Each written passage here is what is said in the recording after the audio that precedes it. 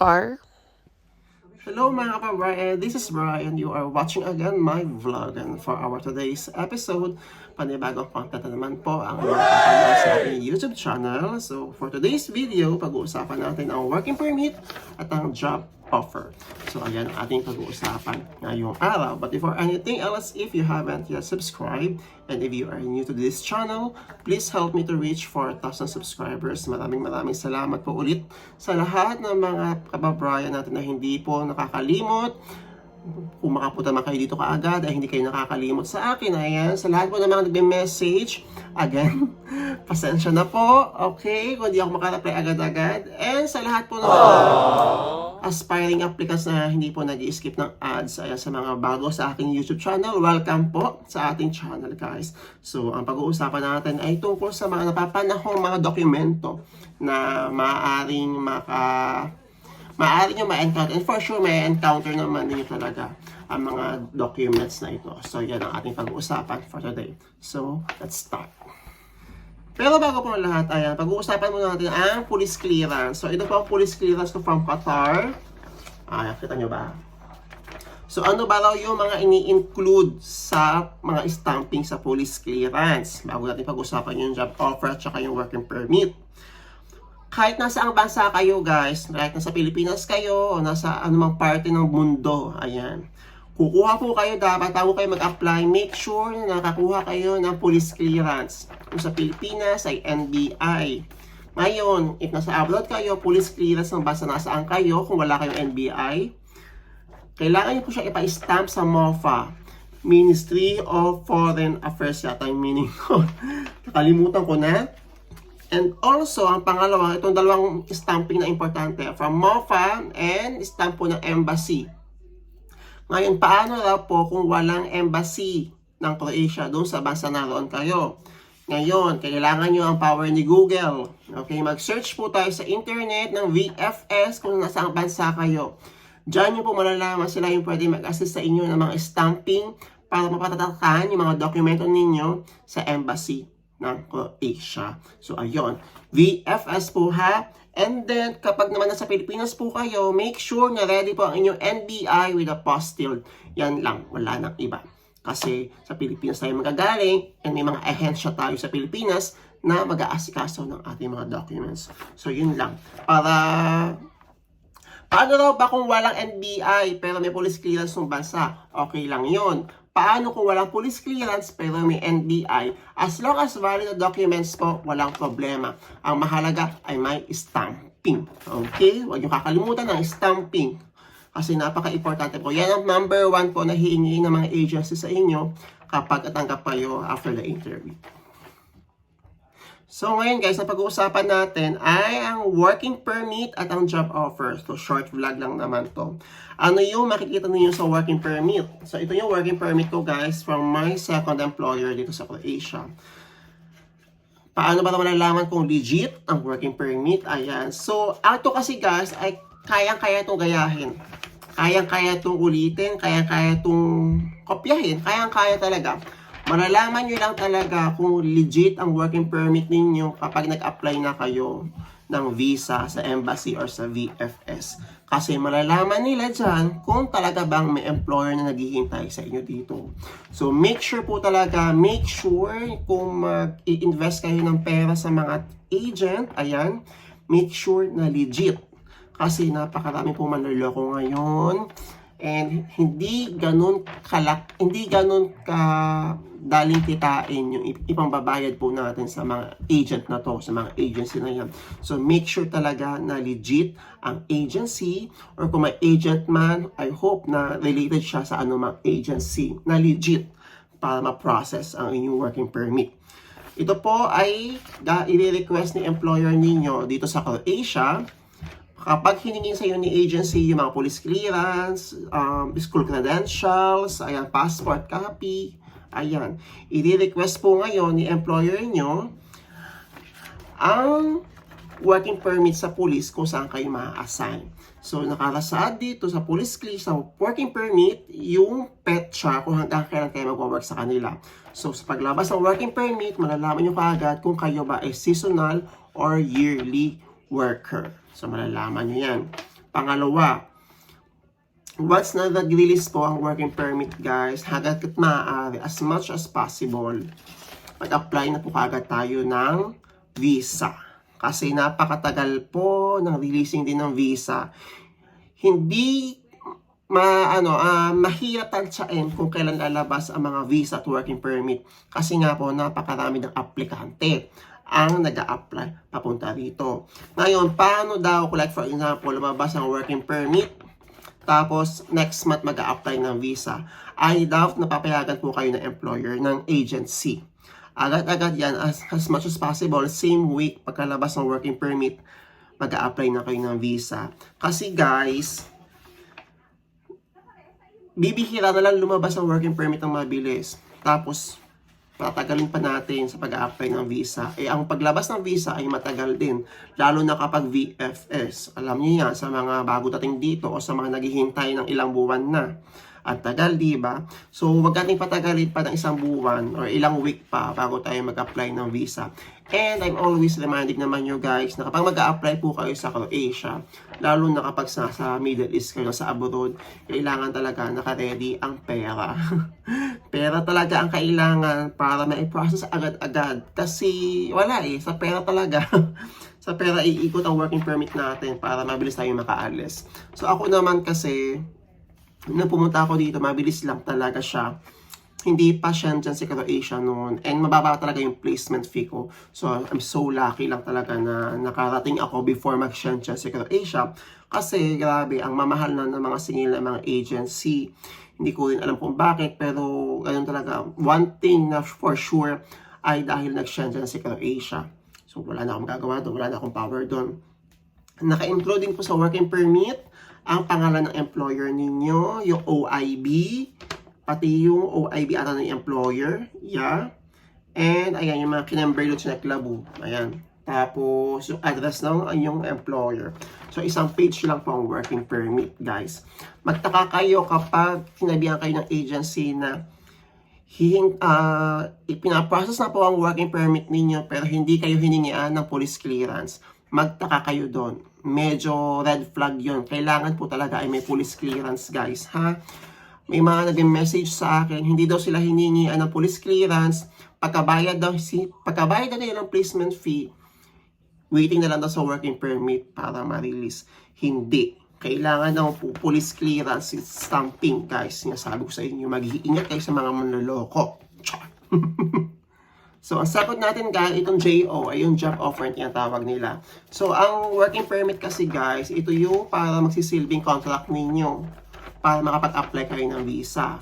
Pero kapag nagpunta na kayo dito, kapag pupunta na kayo ng police mismo for your ID, pipirma kayo ng panibagong kontrata or pwedeng isabay sa working permit yon. Pero ako kasi ganun.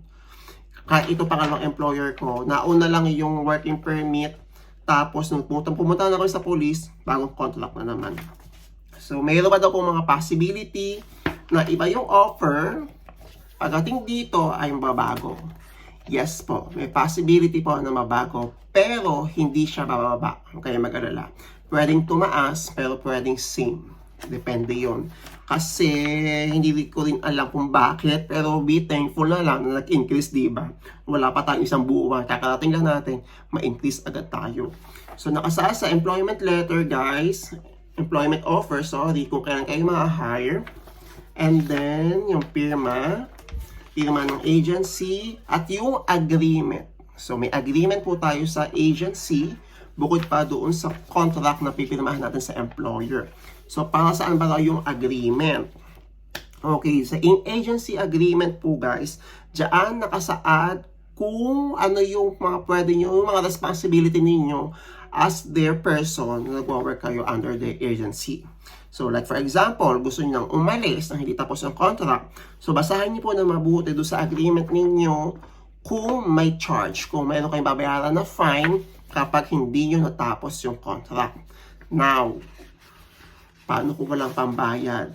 So again guys ha, aware po tayo na pumirma tayo ng agreement sa agency. Sa agency ha, pumirma tayo ng agreement sa agency and hanggat maaari po ay idaan sa maayos na usapan. Ang mga concerns, ayan, kung mayroon mang hindi maganda nangyayari, makipag-ugnayan po tayo sa ating mga agency. Hindi tayo tatakas ha. Makipag-ugnayan muna sa agency. Pangalawa, ano pa yung mga nakasaad sa agreement? Yan, paano po, like for example, ang offer sa inyo ay seasonal job. Nakikita nyo sa working permit yan, kung ilang buwan. Kung 6 to 7 months ang offer sa inyo, seasonal job yan. Pero ang agreement niyo sa agency ay 1 year or 2 years, may mga ganon. So, i-clarify po ninyo sa agency kung after ba ng summer ay sila ba ang maghahanap ng winter job for you or bago nyo malilipatan na employer. Alamin nyo po yan kasi dapat po ay nakasaad din yan sa mga job offers natin. Ngayon, kasi kung kayo po ay magagaling ng Pilipinas and then seasonal po ang work ninyo, then wala sila may bibigay na trabaho, baka may possibility na umuwi kayo ng Pilipinas. Or kung wala silang may bibigay na trabaho, you can try to coordinate with them naman na kayo magkasarili yung trabaho para din na kayo umuwi ng Pilipinas. So ako naman ay since galing kasi ako ng Qatar, wala akong ganon. Bahala na ako sa buhay ko. Pero thank God talaga na nakakahanap ako ng mga employers dito. So, ayan, I hope na malinaw po sa atin, no? Ang kaibahan ng working permit at ng job offer. So, sa job offer po, pwedeng tumaas ang sahod pagdating dito for your new contract. Pero hindi yan bababa. Okay? Huwag kayong kabahan. So, ang tanong na ngayon lang mga karamihan, ito, since mga most offer nga sa atin, yung mga seasonal jobs, madali ba raw makahanap ng trabaho dito pag winter? So, ilang beses ko na rin sinabi to guys, na hindi po ganun kadali ang maghanap ng winter job dito sa Croatia, lalo na kapag galing kayo sa mga seaside, sa mga probinsya. Kasi, you have to look for another job talaga. Kung ayaw nyo umalis ng seaside, hahanapin nyo po talaga yung trabaho sa seaside. Kasi most of the companies ka sa seaside ay sarado. So, bakit daw sarado? Kasi nga po, wala namang turista ng winter. So, hindi nangangailangan ng maraming trabahador ang mga employer kapag winter. Most of the Filipinos, even other Asians, ay pumupunta po ng Zagreb. So, ang advice ko lang sa inyo guys, a month before mag-expire yung ID or contract ninyo, try nang humanap agad na malilipatan ng employer. Yung seryosong employer na willing mag-transfer or willing magbigay ng sponsorship, ng papel, para tuloy-tuloy yung residency ninyo. Kasi mahirap makipag-laban, makipag-agawan ng trabaho kapag after contract kayo maghahanap. Medyo maraming mga aplikante ang naiipon sa Zagreb kapag winter. Kasi ayan, city, ayan yung maraming trabaho. So ayun, a month before mag-expire, and hanap na kayo ng pwede nyo malipatan. Or kailangan talaga ay kailangan guys marunong kayo makisama dito kasi malay nyo yung isang lokal na kinakaibigan ninyo ay mabigyan kayo ng trabaho. Ganun. So kailangan mabait kayo sa kahit na kanino kasi hindi nyo akalain na sila pala yung makakatulong sa inyo para makahanap kayo ng magandang trabaho. So yun lang, payo ko lang naman yun. And as much as possible, before kayo mag-apply, kailangan meron kayong police clearance. Okay? Kung expired ng NBI ninyo, yung police clearance from abroad, kailangan may police clearance kayo dito. So, nakukuha siya online.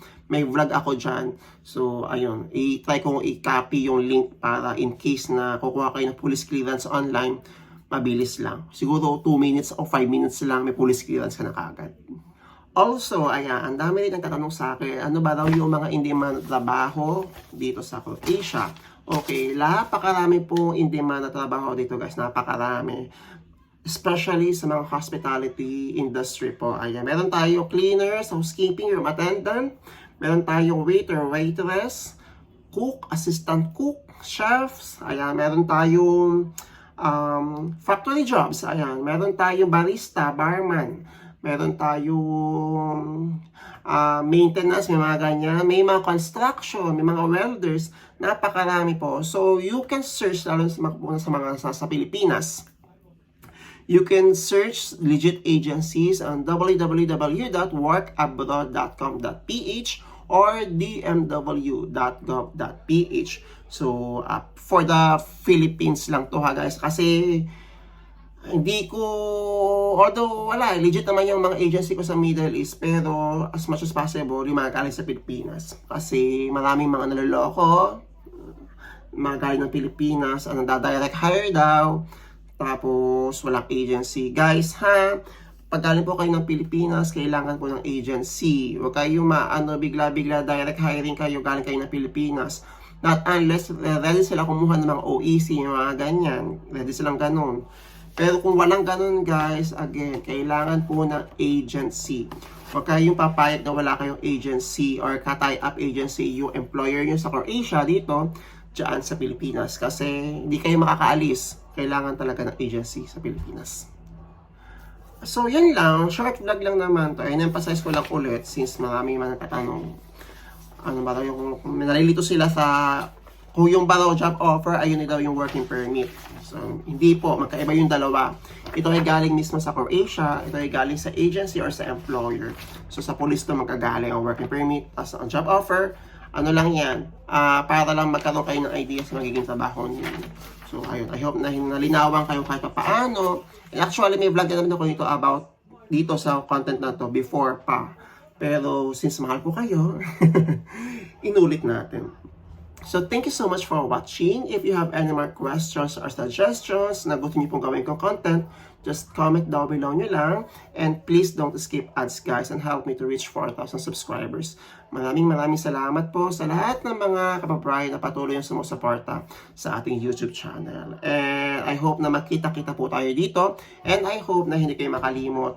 Once na napunta na kayo dito, ayan, makasalubong nyo ako, ayan, tapos mga madam ko na kayo, ayan, mga boss na kayo dito, ayan, hopefully din nyo ako makalimutan. And I hope na makapag-banding tayo dito sa Croatia, kahit sama sa Croatia. Ayan, see you soon, guys, and I am praying for your success, and be patient lang, kailangan nyo na mahabang pasensya bago lumabas itong mga papel na to, working permit at visa.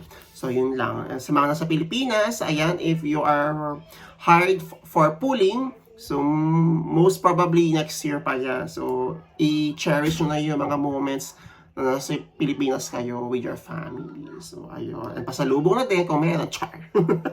So, yun lang, guys. That's all for today. And I will see you on my next vlog. Ciao! Anong magagawa? Laging